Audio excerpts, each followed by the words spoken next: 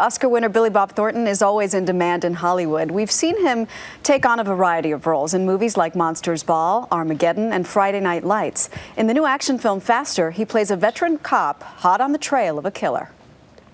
So we got a telemarketer and a sex offender. What's next, a lawyer? Whole shebang just got a whole lot weirder. Witnesses placed the second shooter at the scene.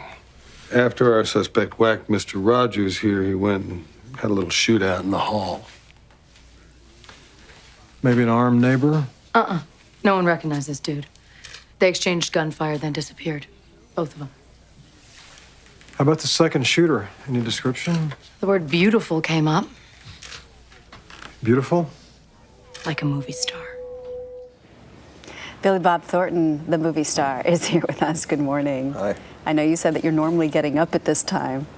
Yeah, this is a little early for me, but you know, I work in the recording studio a lot, and we tend to work overnight mostly. So we appreciate you changing your schedule for us. No problem. I'm happy to be here. In this movie, your character is chasing this revenge-seeking murderer, played by Dwayne Johnson, The Rock. Did you guys know each other before you worked on the movie? No, we didn't, actually. We had a lot of mutual friends, and we were always sending messages to each other through those friends, and saying, hey, we should work together sometime, I'd like to meet you, and all this kind of thing. And you know, people see a guy like him, and he's so big and everything, and they think he's intimidating. That's the nicest guy I think I've ever worked with. I second that. He's been here before, and he's actually just a big old teddy bear. He really is. Yeah. What was it like to work together? Well, it was pretty great. The thing is, in the movie, there's sort of a cat and mouse thing Right. going on, you know. So we really, like the lead people in the movie, don't really have a lot to do with each other a lot of times in the movie. You know? So we're on the set together a lot, but actual scenes together, there weren't that many. So it was kind of odd. I've done movies like that before, and it's always strange. People will say, hey, how is so-and-so to work with? It's like, I don't know. He's in a whole different part of the movie. But we do have some stuff together, and it was terrific, and Dwayne does a great job in it. This movie is so interesting. It's unique in a couple of ways. One is that your characters actually don't have names. Your character is just cop, and his Right. character is just driver. Right. Does the ambiguity of the character make it easier or harder for you to play the character? I think in this case it makes it easier.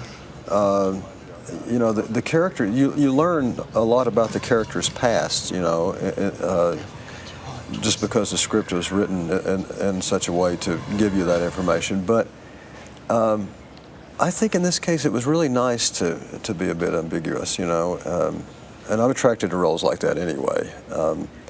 And I'm playing a guy who also his life's kind of gone down the wrong path. Right. He's a cop, but he's kind of tired and ready to get it over with and rejoin his estranged family and that kind of thing. And that attracted me to it also, that type of character. And I have a son in the movie, this little kid, Aiden, who played my son.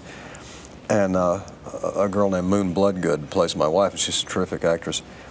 And on the set, I'll never forget, the kid, he comes up to me, Aiden, and he's a little short, kind of rotund kid, terrific. He came up to me the first day without even saying hello or anything, and he goes, hey, you know those Capital One commercials with the Vikings? And I go, yeah, I love those. He goes, you know the fat kid? And I go, yeah. He goes, that's me. Oh, that's hysterical. And you say, you know that movie that I won an Oscar for writing? Right. That's me. That's me. You know? He's very funny. Well, you think you'll ever do anything like that? Because I'm talking about Sling Blade, and you won the Oscar for writing it. Do you think you'll ever do anything like that again? Oh, write and direct and star. Well, I know that you're directing a movie now, but I mean, do you think that you'll lean more in that direction versus acting in the future, or will you try to continue to do it all? I love it all, so I'll probably keep trying to do that. I mean, maybe, you know, once you know, God willing, you get up in your 80s or 90s, you know, you can. I always thought it would be nice to retire on a television show like Peter Boyle was on with his show, you know, just kind of sit in a chair and like make a comment every now and then. Yeah, everybody loves Raymond. Exactly. So you also find time for music with your group, the Boxmasters. What do you get from singing and being a musician that you don't get from acting? Well, I've always been comfortable in the music business because I grew up in it before acting.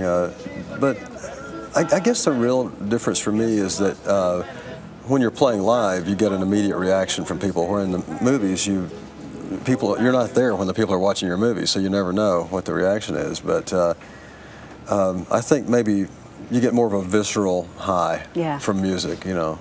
Makes sense. Movies, I think the part that keeps you in your head is really good in the movies, you know. Well, we love it all, and we're happy you plan to continue doing it all. Well, thank you. Thanks a lot, Billy Bob.